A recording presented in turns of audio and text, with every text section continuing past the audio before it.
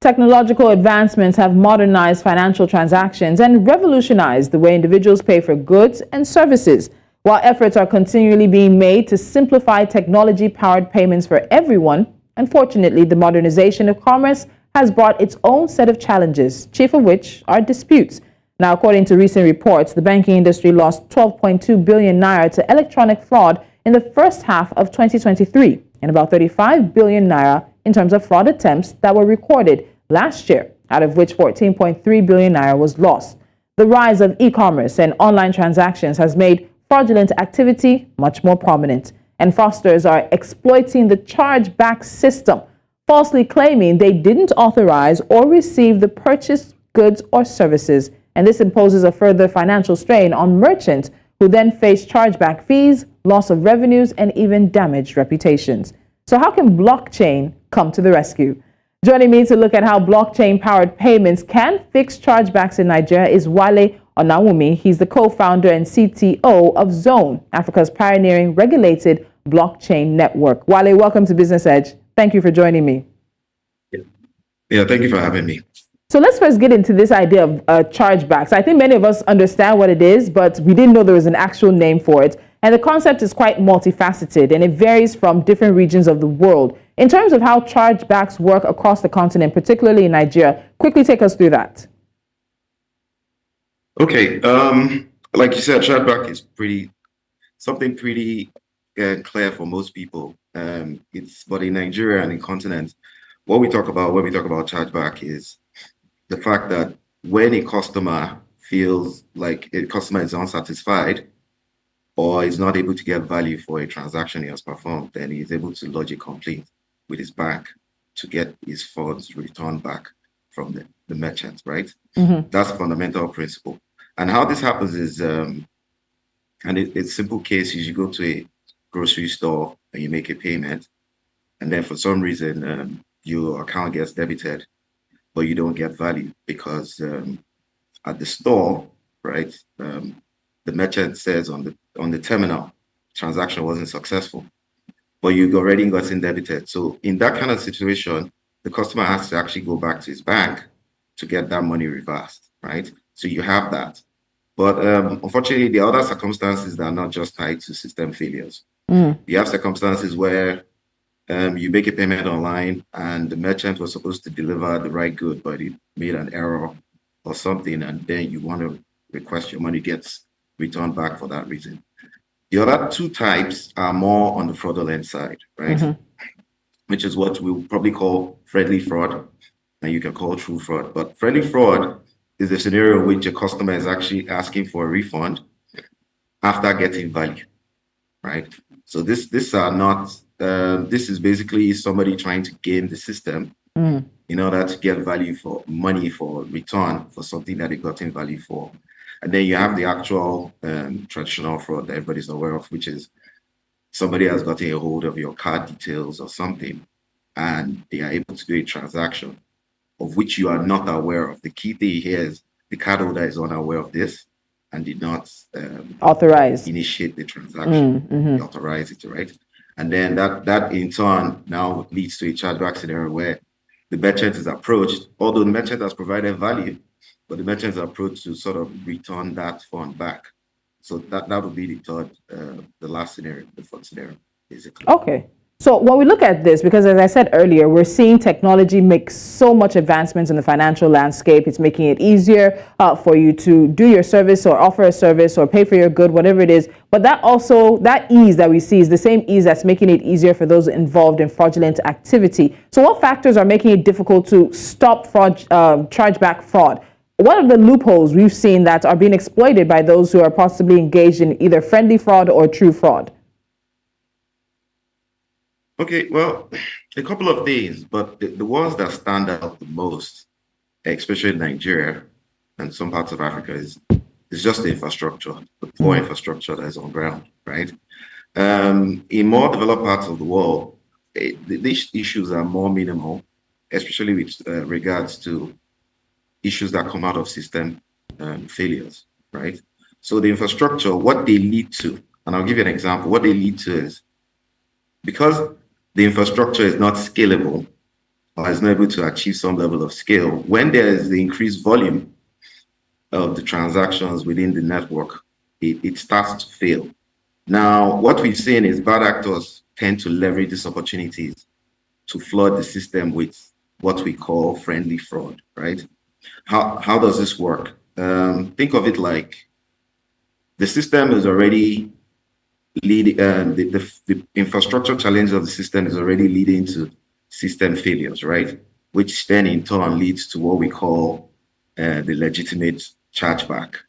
But then the process of resolving that the illegitimate ones makes it so that the bad actors are able to introduce more requests than expected to lead to that sort of creates that opportunity. What you find is an example of this that happened more recently is the cash crunch in Nigeria earlier in the year, where there was scarcity of cash. And what that led to was a lot of e-payment transactions happening, right? And we hadn't seen that type of volume before.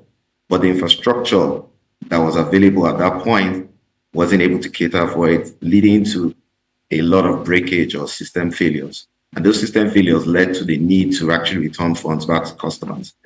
And in that period, what you find was the complaints weren't just valid complaints. Then you had complaints from people that didn't have issues, but were just trying to make sure that, trying to exploit the system to create opportunities for their own claims to be returned also. And so we see a lot of that happening. There have been some improvements, definitely, but we see a lot of that happening from infrastructure. The other thing also is just, unfortunately, also on the enforcement side, it's just difficult to recover your money because the process for actually doing that in the event of a true fraud, it's quite difficult, and systems are not really ready in place to achieve that. Yes. All right, so let's look at the blockchain angle of this, because many like you are proponents of the wonders and powers and the absolute awesomeness of blockchain. But in very simple terms, for many of us who are not so technologically advanced, how can blockchain help to close some of these loopholes, particularly in processing payments and the loopholes that are being manipulated by fraudulent actors in the financial system? Okay, just to better understand this, I'm just going to talk about how chargebacks are handled currently in the industry, okay? So what you have is, like I said, a typical scenario, I go to make a payment at the merchant location, I do a transaction, for some reason it doesn't succeed, I don't get value because merchant says nothing happened, but my account gets debited, right? This is a valid claim. Now, what you're expected to do is report to your bank, the issuing bank, right, to basically log that dispute on your behalf against the acquiring bank, which is bank that has terminal, or the merchant. And that process is facilitated by a payment switch, right? Now, once that is done, there's a time frame which the regulators have sort of put in place, and for that process to happen. And then when there's feedback from the merchant, which is to say, should we accept the dispute or decline the dispute? And if they're going to decline, they're actually going to provide some evidence, right? And then that would then be communicated back to the cardholder, right? So that's like the process currently. But the problem with this process is that the data, or the process is mainly manual, and the transaction data that is used to do this reconciliation or justice checking is fragmented across the different parties, right? So what this does is, the process is very manual, data is fragmented. What this forces the merchants to do, because this is actually the task for the merchant, is that they need to go and comb through all their data for your transaction and bring out the evidence. And imagine a scenario where there are a lot of failures for this reason, then this is something that has to happen within a short period of time, right? What blockchain brings to this, and just for a simple definition of blockchain is a decentralized ledger. But what this really means is just a database of transactions that are stored on many systems. How this helps is that the information, the transaction information that is fragmented, is actually sort of managed in a decentralized database. Okay. How does this work? Each bank has a portion of the data right now, but with a blockchain system, the information that they have is put into a database that is sort of replicated across everybody. Yeah. Which means that everybody has the true state of the transaction at every point in time. Okay. Now, the reason why this is pretty good and very effective here is that at any point in time, any bank in that chain or any institution can tell what happened to a transaction. Okay. So what you find is, for example, you go to your bank and you ask your bank, I had this transaction, it didn't succeed, can you help me reverse it? The bank doesn't actually need to reach out to any other entity at that point. They have the necessary information to actually carry out whatever reversal that needs to happen, right? And this is just based on the fact that the transaction state is stored on the blockchain. So this is an obvious, implication of even just leveraging blockchain for this. But then when you couple this with just some basic automation, what you can have is a scenario in which, yes, you don't actually need your customers to come to the bank to report this. Okay. Because the status is already catered for on the blockchain.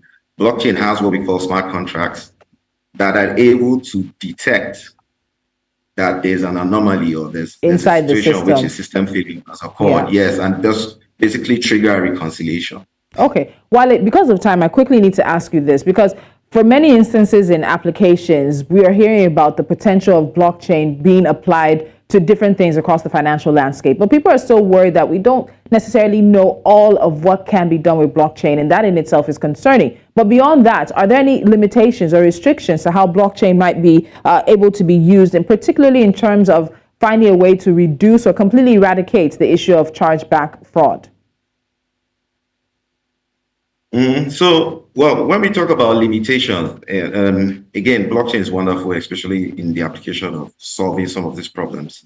Inherently, there are some limitations, but they're not really limitations of technology, absolutely. They're just more of the things that need to be done to actually make it as effective as possible. The first one is the network adoption or setup, so to say. For a blockchain network to work, you need to have all the participants be on the blockchain, right? So you wouldn't be able to have, if you don't have adoption of that, then you'll be able to leverage it. Okay. I think that's the first thing that is obvious. The second thing is traditionally, and especially with public blockchain, without going into deep into it, there's always an issue of scalability, right? Because again, blockchain is very keen on security, just from the model of immutability and everything. However, those things can lead to issues around how scalable is the technology left to when you think of it from a transaction processing capacity, right? So you have that also as a potential challenge if not treated. And then the other things would just be more around regulatory concerns around technology, especially given the fact that blockchain is actually not cryptocurrency. So again, just making sure that people are able to tell the difference that blockchain is more technology that powers that. Not cryptocurrency itself. Yes. So those are the things from a limitation point of view, right? And like I said, the primary thing will be network adoption and setup.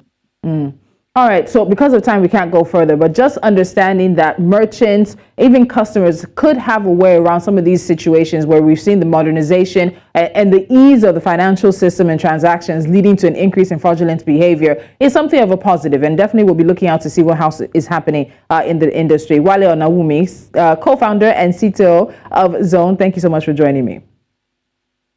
Yeah, thanks for having me. Fantastic.